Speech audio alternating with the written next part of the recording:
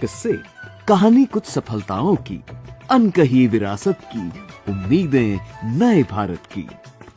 महीने के आखिरी रविवार का रहता है इंतजार। ब्रह्मपुत्र के घाट से हिमालय के विस्तार तक होती है मन की बात प्रधानमंत्री के साथ। तो सुनिए इस महीने 25 मई सुबह 11 बजे मन की बात। मन की बात है जन जन की, संघर्षों के कुछ किस्से, कहानी कुछ सफलताओं की, अनकही विरासत की उम्मीद। मेरे प्यारे देशवासियों, नमस्कार। आज पूरा देश आतंकवाद के खिलाफ एकजुट है, आक्रोश से भरा हुआ है, संकल्पबद्ध है। आज हर भारतीय का यही संकल्प है, हमें आतंकवाद को खत्म करना ही है। साथियों, ऑपरेशन सिंदूर के दौरान हमारी सेनाओं ने जो पराक्रम दिखाया है, उसने हर हिंदुस्तानी का सिर ऊंचा कर दिया है। जिस प्रिसीजन के साथ, जिस सटीकता के साथ हमारी सेनाओं ने सीमा पार के आतंकवादी ठिकानों को ध्वस्त किया, वो अद्भुत है। ऑपरेशन सिंदूर ने दुनिया भर में आतंक के खिलाफ लड़ाई को नया विश्वास और उत्साह दिया है। साथियों, ऑपरेशन सिंदूर सिर्फ एक सैन्य मिशन नहीं है, ये हमारे संकल्प, साहस और बदलते भारत की तस्वीर है। और इस तस्वीर ने पूरे देश को देशभक्ति के भावों से भर दिया है, तिरंगे में रंग दिया है।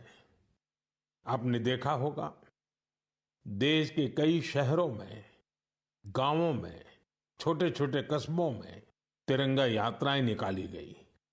हजारों लोग हाथों में तिरंगा लेकर देश की सेना, उसके प्रति वंदन अभिनंदन करने निकल पड़े। कितने ही शहरों में सिविल डिफेंस वॉलेंटियर बनने के लिए बड़ी संख्या में युवा एकजुट हो गए। और हमने देखा, चंडीगढ़ के वीडियो तो काफी वायरल हुए थे। सोशल मीडिया पर कविताएं लिखी जा रही थी, संकल्प गीत गाए जा रहे थे, छोटे छोटे बच्चे पेंटिंग्स बना रहे थे जिनमें बड़े संदेश छुपे थे। मैं अभी 3 दिन पहले बीकानेर गया था। वहां बच्चों ने मुझे ऐसी ही एक पेंटिंग भेंट की थी। ऑपरेशन सिंदूर ने देश के लोगों को इतना प्रभावित किया है कि कई परिवारों ने इसे अपने जीवन का हिस्सा बना लिया है। बिहार के कटिहार में, यूपी के कुशीनगर में और भी कई शहरों में उस दौरान जन्म लेने वाले बच्चों का नाम सिंदूर रखा गया है। साथियों, हमारे जवानों ने आतंक के अड्डों को तबाह किया। यह उनका अदम्य साहस था और उसमें शामिल थी भारत में बने हथियारों, उपकरणों और टेक्नोलॉजी की ताकत।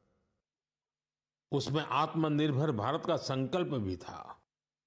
हमारे इंजीनियर्स, हमारे तकनीशियन, हर किसी का पसीना इस विजय में शामिल है। इस अभियान के बाद पूरे देश में वोकल फॉर लोकल को लेकर एक नई ऊर्जा दिख रही है। कई बातें मन को छू जाती है। एक माँ बाप ने कहा, अब हम अपने बच्चों के लिए सिर्फ भारत में बने खिलौने ही लेंगे। देशभक्ति की शुरुआत बचपन से होगी। कुछ परिवारों ने शपथ ली है, हम अपनी अगली छुट्टियां देश के किसी खूबसूरत जगह में ही बिताएंगे। कई युवाओं ने वेड इन इंडिया का संकल्प लिया है, वो देश में ही शादी करेंगे। किसी ने ये भी कहा है, अब जो भी गिफ्ट देंगे वह किसी भारतीय शिल्पकार के हाथों से बना होगा।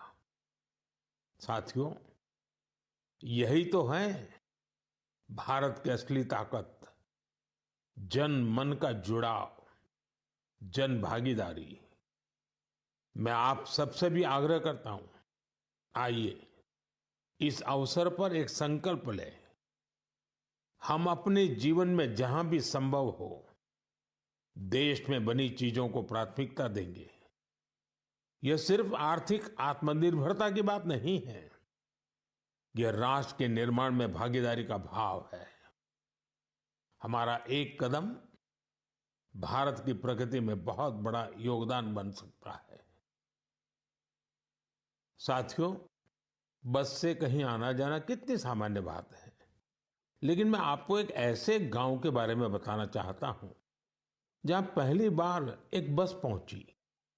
इस दिन का वहां के लोग वर्षों से इंतजार कर रहे थे और जब गांव में पहली बार बस पहुंची तो लोगों ने ढोल नगाड़े बजाकर उसका स्वागत किया। बस को देखकर लोगों की खुशी का ठिकाना नहीं था। गांव में पक्की सड़क थी, लोगों को जरूरत थी, लेकिन पहले कभी यहां बस नहीं चल पाई थी। क्यों? क्योंकि ये गांव माओवादी हिंसा से प्रभावित था। यह जगह है महाराष्ट्र के गढ़चिरौली जिले में और इस गांव का नाम है काटेजरी। काटेजरी में आए इस परिवर्तन को आसपास के पूरे क्षेत्र में महसूस किया जा रहा है। अब यहां हालात तेजी से सामान्य हो रहे हैं।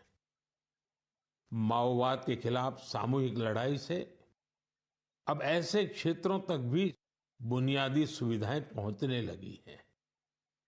गांव के लोगों का कहना है कि बस के आने से उन लोगों का जीवन बहुत आसान हो जाएगा। साथियों, मन की बात में हम छत्तीसगढ़ में हुए बस्तर ओलंपिक और माओवाद प्रभावित क्षेत्रों में साइंस लैब पर चर्चा कर चुके हैं। यहाँ के बच्चों में साइंस का पैशन है, वो स्पोर्ट्स में भी कमाल कर रहे हैं। ऐसे प्रयासों से पता चलता है कि इन इलाकों में रहने वाले लोग कितने साहसी होते हैं। इन लोगों ने तमाम चुनौतियों के बीच अपने जीवन को बेहतर बनाने की राह चुनी है। मुझे यह जानकर भी बहुत खुशी हुई कि 10वीं और 12वीं की परीक्षाओं में दंतेवाड़ा जिले के नतीजे बहुत शानदार रहे हैं। करीब 95% रिजल्ट के साथ ये जिला 10वीं के नतीजों में टॉप पर रहा। वहीं 12वीं की परीक्षा में इस जिले ने छत्तीसगढ़ में छठा स्थान हासिल किया। सोचिए, जिस दंतेवाड़ा में कभी माओवाद चरम पर था, वहां आज शिक्षा का परचम लहरा रहा है। ऐसे बदलाव हम सभी को गर्व से भर देते हैं। मेरे प्यारे देशवासियों, अब मैं लायंस, शेरों से जुड़ी एक बड़ी अच्छी खबर आपको बताना चाहता हूं। पिछले केवल 5 वर्षों में गुजरात के गीर में शेरों की आबादी 674 से बढ़कर 891 हो गई है। 674 से 891। लायन सेंसस के बाद सामने आई शेरों की ये संख्या बहुत उत्साहित करने वाली है। साथियों, आप में से बहुत से लोग यह जानना चाह रहे होंगे कि आखिर ये एनिमल सेंसस होती कैसे है। ये एक्सरसाइज बहुत ही चुनौतीपूर्ण है। आपको यह जानकर हैरानी होगी कि लायन सेंसस 11 जिलों में 35,000 वर्ग किलोमीटर के दायरे में की गई थी। सेंसस के लिए टीमों ने राउंड द क्लॉक यानी 2400 घंटे इन क्षेत्रों की निगरानी की। इस पूरे अभियान में वेरिफिकेशन और क्रॉस वेरिफिकेशन दोनों किए गए। इससे पूरी बारीकी से शेरों की गिनती का काम पूरा हो सका। साथियों, एशियाटिक लायन की आबादी में बढ़ोतरी ये दिखाती है कि जब समाज में ओनरशिप का भाव मजबूत होता है तो कैसे शानदार नतीजे आते हैं। कुछ दशक पहले गीर में हालात बहुत चैलेंजिंग थे। लेकिन वहां के लोगों ने मिलकर बदलाव लाने का बीड़ा उठाया। वहां लेटेस्ट टेक्नोलॉजी के साथ ही ग्लोबल बेस्ट प्रैक्टिसेस को भी अपनाया गया। इसी दौरान गुजरात ऐसा पहला राज्य बना जहां बड़े पैमाने पर फॉरेस्ट ऑफिसर के पद पर महिलाओं की तैनाती की गई। आज हम जो नतीजे देख रहे हैं उसमें इन सभी का योगदान है। वाइल्ड लाइफ प्रोटेक्शन के लिए हमें ऐसे ही हमेशा जागरूक और सतर्क रहना होगा। मेरे प्यारे देशवासियों, 2-3 दिन पहले ही मैं पहली राइजिंग नॉर्थ ईस्ट समिट में गया था। उससे पहले हमने नॉर्थ ईस्ट के सामर्थ्य को समर्पित अष्टलक्ष्मी महोत्सव भी मनाया था। नॉर्थ ईस्ट की बात ही कुछ और है। वहां का सामर्थ्य, वहां का टैलेंट वाकई अद्भुत है। मुझे एक दिलचस्प कहानी पता चली है क्राफ्टेड फाइबर्स की। क्राफ्टेड फाइबर्स ये सिर्फ एक ब्रांड नहीं, सिक्किम की परंपरा, बुनाई की कला और आज के फैशन की सोच, तीनों का सुंदर संगम है। इसकी शुरुआत की डॉक्टर चेवांग नोरबू भूटिया ने। पैसे से वो वेटरनरी डॉक्टर है और दिल से सिक्किम की संस्कृति के सच्चे ब्रांड एम्बेसडर।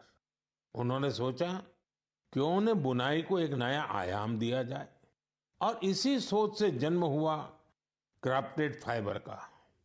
उन्होंने पारंपरिक बुनाई को मॉडर्न फैशन से जोड़ा और इसे बनाया एक सोशल एंटरप्राइज। अब उनके यहाँ केवल कपड़े नहीं बनते, उनके यहाँ जिंदगियां बुनी जाती है। वे लोकल लोगों को स्किल ट्रेनिंग देते हैं, उन्हें आत्मनिर्भर बनाते हैं। गांवों के बुनकर, पशुपालक और सेल्फ हेल्प ग्रुप, इन सबको जोड़कर डॉक्टर भूटिया ने रोजगार के नए रास्ते बनाए हैं।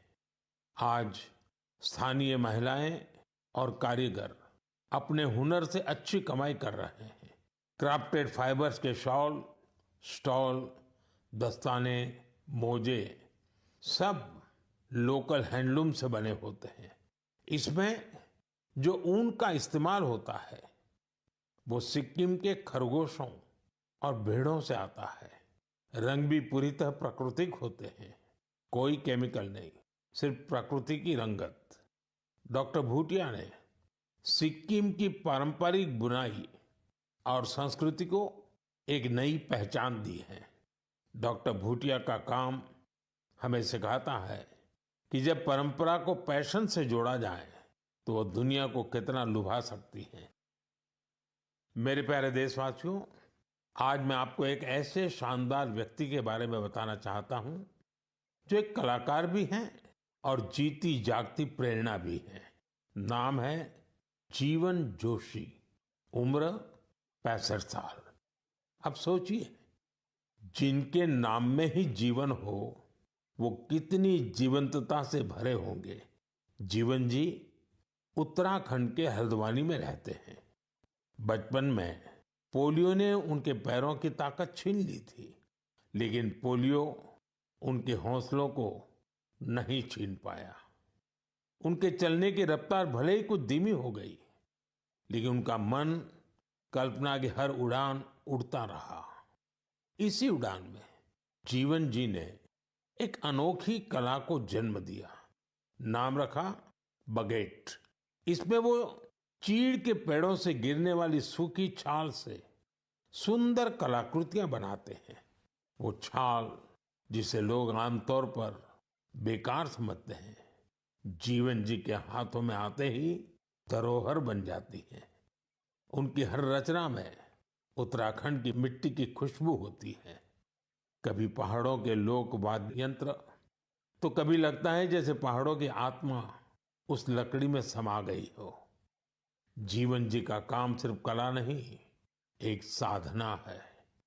उन्होंने इस कला में अपना पूरा जीवन समर्पित कर दिया है। जीवन जोशी जैसे कलाकार हमें याद दिलाते हैं कि परिस्थितियां चाहे जैसी भी हो, अगर इरादा मजबूत हो तो नामुमकिन कुछ नहीं।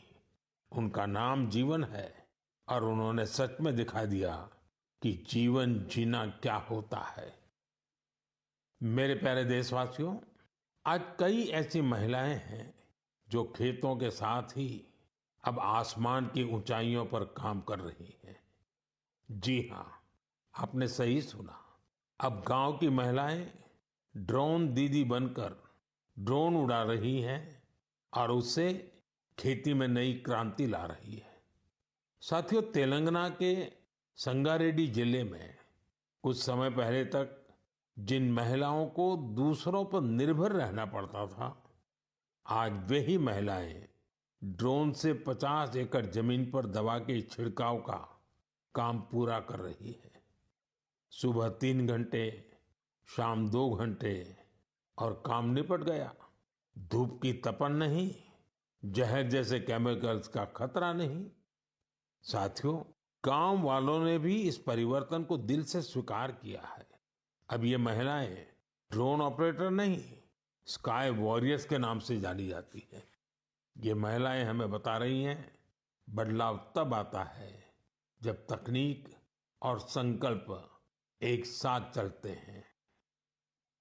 मेरे प्यारे देशवासियों, अंतर्राष्ट्रीय योग दिवस में अब 1 महीने से भी कम समय बचा है।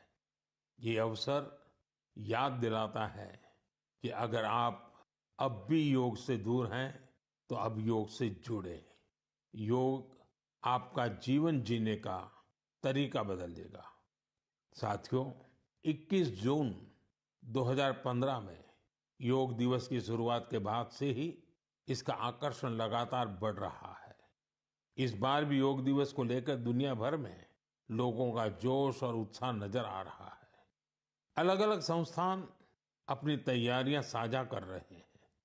बीते वर्षों की तस्वीरों ने बहुत प्रेरित किया है। हमने देखा है, अलग अलग देशों में किसी साल लोगों ने योग चेन बनाई, योग रिंग बनाई। ऐसी बहुत ही तस्वीरें हैं जहां एक साथ 4 जनरेशन मिलकर योग कर रही हैं। बहुत से लोगों ने अपने शहर की आइकॉनिक प्लेसेस को योग के लिए चुना। आप भी इस बार कुछ इंटरेस्टिंग तरीके से योग दिवस मनाने के बारे में सोच सकते हैं। साथियों, आंध्र प्रदेश की सरकार ने योग आंध्र अभियान शुरू किया है। इसका उद्देश्य पूरे राज्य में योग संस्कृति को विकसित करना है। इस अभियान के तहत योग करने वाले 10 लाख लोगों का एक पूल बनाया जा रहा है। मुझे इस वर्ष विशाखापत्तनम में योग दिवस कार्यक्रम में शामिल होने का अवसर मिलेगा। मुझे जानकर अच्छा लगा कि इस बार भी हमारे युवा साथी देश की विरासत से जुड़ी आइकॉनिक प्लेसेस पर योग करने वाले हैं। कई युवाओं ने नए रिकॉर्ड बनाने और योग चेन का हिस्सा बनने का संकल्प लिया है। हमारे कॉरपोरेट्स भी इसमें पीछे नहीं है। कुछ संस्थानों ने ऑफिस में ही योग अभ्यास के लिए अलग स्थान तय कर दिया है। कुछ स्टार्टअप्स ने अपने ऑफिस योग अवर्स तय कर दिए हैं। ऐसे भी लोग हैं जो गांवों में जाकर योग सिखाने की तैयारी कर रहे हैं। हेल्थ और फिटनेस को लेकर लोगों की ये जागरूकता मुझे बहुत आनंद देती है। साथियों, योग दिवस के साथ साथ आयुर्वेद के क्षेत्र में भी कुछ ऐसा हुआ है जिसके बारे में जानकर आपको बहुत खुशी होगी। कल ही यानी 24 मई को WHO के डायरेक्टर जनरल और मेरे मित्र तुलसी भाई की मौजूदगी में एक MOU साइन किया गया है। इस एग्रीमेंट के साथ ही international classification of health interventions के तहत एक डेडिकेटेड ट्रेडिशनल मेडिसिन मॉड्यूल पर काम शुरू हो गया है। इस पहल से आयुष को पूरी दुनिया में वैज्ञानिक तरीके से अधिक लोगों तक पहुंचाने में मदद मिलेगी। साथियों, आपने स्कूलों में ब्लैक बोर्ड तो देखा होगा, लेकिन अब कुछ स्कूलों में शुगर बोर्ड भी लगाया जा रहा है। ब्लैक बोर्ड नहीं, शुगर बोर्ड। CBSE की इस अनोखी पहल का उद्देश्य है बच्चों को उनके शुगर इंटेक के प्रति जागरूक करना। कितनी चीनी लेनी चाहिए और कितनी चीनी खाई जा रही है, ये जानकर बच्चे खुद से ही हेल्दी विकल्प चुनने लगे हैं। ये एक अनोखा प्रयास है। और इसका असर भी बड़ा पॉजिटिव होगा। बचपन से ही स्वस्थ जीवन शैली की आदतें डालने में ये काफी मददगार साबित हो सकता है। कई अभिभावकों ने इसे सराहा है और मेरा मानना है ऐसी पहल दफ्तरों, कैंटीनों और संस्थानों में भी होनी चाहिए। आखिरकार सेहत है तो सब कुछ है। फिट इंडिया ही स्ट्रांग इंडिया की नींव है। मेरे प्यारे देशवासियों, स्वच्छ भारत की बात हो और मन की बात के श्रोता पीछे रहें, ऐसा कैसे हो सकता है भला? मुझे पूरा विश्वास है कि आप सब अपने अपने स्तर पर इस अभियान को मजबूती दे रहे हैं। लेकिन आज मैं आपको एक ऐसी मिसाल के बारे में बताना चाहता हूं जहां स्वच्छता के संकल्प ने पहाड़ जैसी चुनौतियों की भी मात दे दी। आप सोचिए, कोई व्यक्ति बर्फीली पहाड़ियों पर चढ़ाई कर रहा हो, जहां सांस लेना मुश्किल हो, कदम कदम पर जान को खतरा हो, और फिर भी वो व्यक्ति वहां सफाई में जुटा हो। ऐसा ही कुछ किया है हमारी आईटीबीपी की टीमों के सदस्यों ने। ये टीम माउंट मकालू जैसे विश्व की सबसे कठिन चोटी पर चढ़ाई के लिए गई थी। पर साथियों, उन्होंने सिर्फ पर्वतारोहण नहीं किया, उन्होंने अपने लक्ष्य में एक मिशन और जोड़ा, स्वच्छता का। चोटी के पास जो कचरा पड़ा था, उन्होंने उसे हटाने का बीड़ा उठाया। आप कल्पना कीजिए, 150 किलो से ज्यादा नॉन बायोडिग्रेडेबल वेस्ट इस टीम के सदस्य अपने साथ नीचे लाए। इतनी ऊंचाई पर सफाई करना कोई आसान काम नहीं है, लेकिन यह दिखाता है कि जहां संकल्प होता है वहां रास्ते अपने आप बन जाते हैं। साथियों, इसी से जुड़ा एक और जरूरी विषय है पेपर वेस्ट और रिसाइकलिंग। हमारे घरों और दफ्तरों में हर दिन बहुत सारा पेपर वेस्ट निकलता है।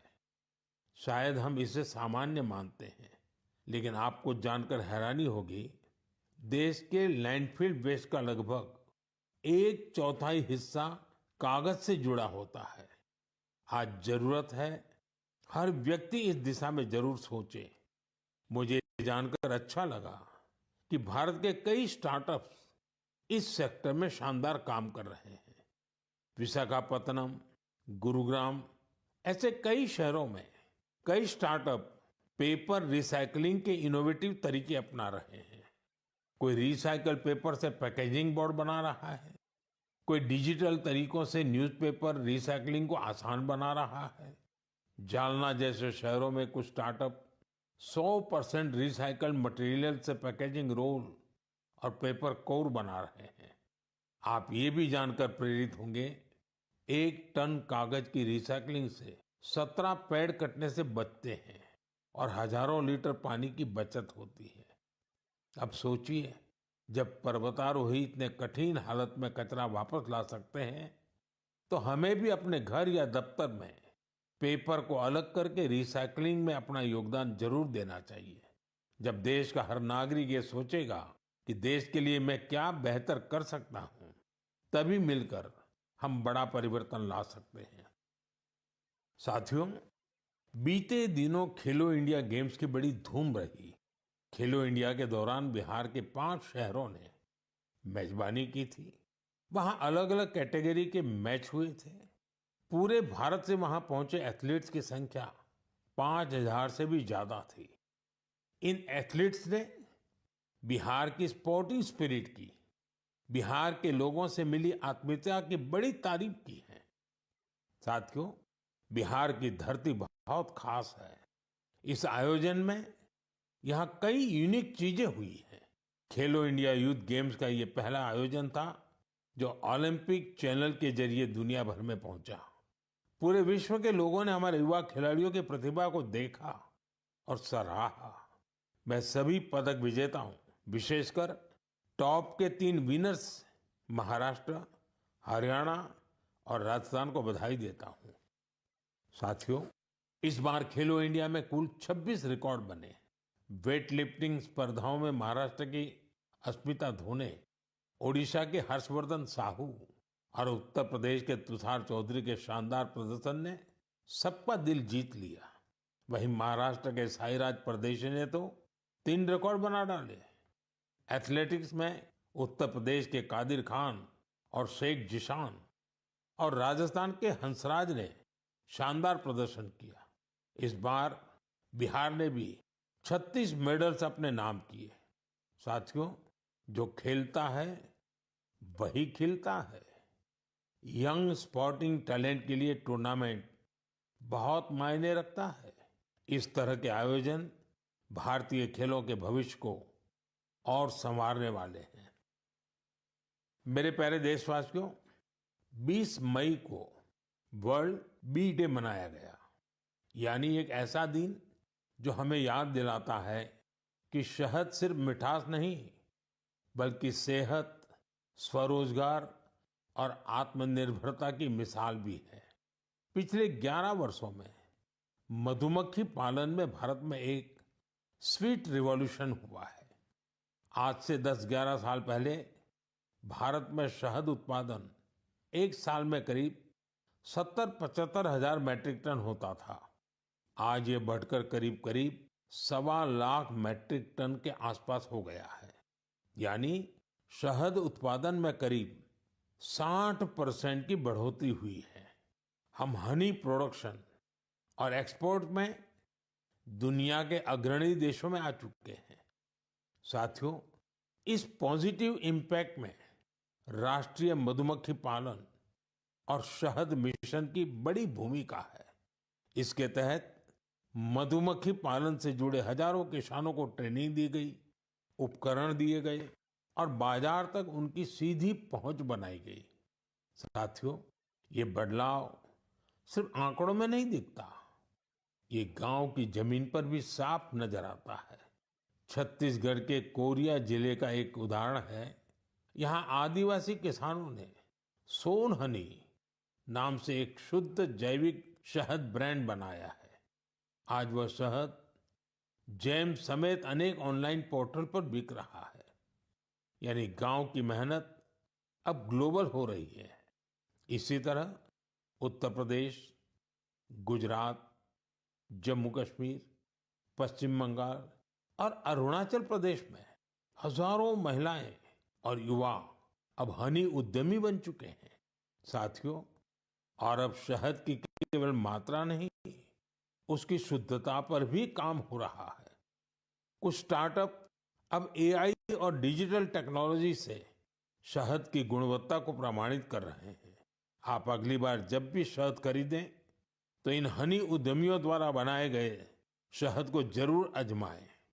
कोशिश करें कि किसी लोकल किसान से, किसी महिला उद्यमी से भी शहद खरीदें, क्योंकि उस हर बूंद में स्वाद ही नहीं, भारत की मेहनत और उम्मीदें घुली होती हैं। शहद की मिठास आत्मनिर्भर भारत का स्वाद है। साथियों, जब हम शहद से जुड़े देशों के प्रयासों की बात कर रहे हैं, तो मैं आपको एक और पहल के बारे में बताना चाहता हूँ। ये हमें याद दिलाती है कि हनी बीज की सुरक्षा सिर्फ पर्यावरण की नहीं, हमारी खेती और फ्यूचर जनरेशन की भी जिम्मेदारी है। ये उदाहरण है पुणे शहर का, जहाँ एक हाउसिंग सोसाइटी में मधुमक्खियों का एक छत्ता हटाया गया। शायद सुरक्षा के कारण या डर की वजह से, लेकिन इस घटना ने किसी को कुछ सोचने पर मजबूर कर दिया। अमित नाम के एक युवा ने तय किया कि बीज को हटाना नहीं, उन्हें बचाना चाहिए। उन्होंने खुद सीखा, मधुमक्खियों पर सर्च की और दूसरों को भी जोड़ना शुरू किया। धीरे धीरे उन्होंने एक टीम बनाई, जिसे उन्होंने नाम दिया बी फ्रेंड्स, यानी बी मित्र। अब ये बी फ्रेंड्स मधुमक्खियों के छत्तों को एक जगह से दूसरी जगह सुरक्षित तरीके से ट्रांसफर करते हैं, ताकि लोगों को खतरा न हो और हनी बीज भी जिंदा रहे। अमित जी के इस प्रयास का असर भी बड़ा शानदार हुआ है। हनी बीज की कॉलोनी बच रही हैं, हनी प्रोडक्शन बढ़ रहा है और सबसे जरूरी है लोगों में अवेयरनेस भी बढ़ रही है। ये पहल हमें सिखाती है कि जब हम प्रकृति के साथ तालमेल में काम करते हैं तो उसका फायदा सबको मिलता है। मेरे प्यारे देशवासियों, मन की बात के इस एपिसोड में इस बार इतना ही। आप इसी तरह देश के लोगों की उपलब्धियों को, समाज के लिए उनके प्रयासों को मुझे भेजते रहिए। मन की बात के अगले एपिसोड में फिर मिलेंगे। कई नए विषयों और देशवासियों की नई उपलब्धियों की चर्चा करेंगे। मुझे आपके संदेशों का इंतजार है। आप सबका बहुत बहुत धन्यवाद।